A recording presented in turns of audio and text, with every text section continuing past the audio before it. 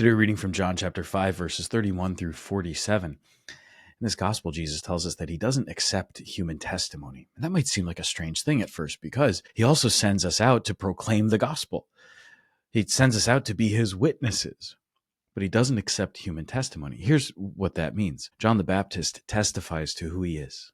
John the Baptist points out that he is the Lamb of God, that he is the one who is to come. John says, I'm just the voice of one crying out in the wilderness, but there is one coming after me who is mightier than I.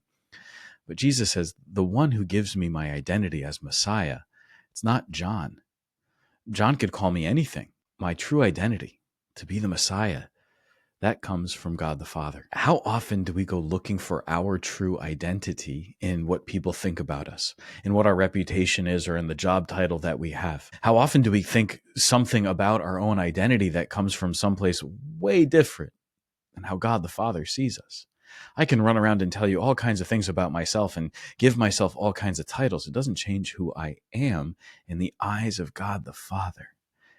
And so we're invited as we listen to this gospel, just as Jesus receives the testimony of his Father, just as Jesus is able to say to us, I know who I am because I am in relationship with the Father, because I am in union with the Father, because the Father and I are one in that perfect unity of Godhead, divinity, one God. Then we might start to understand ourselves. God gives us our truest identity. He calls us his beloved sons and daughters.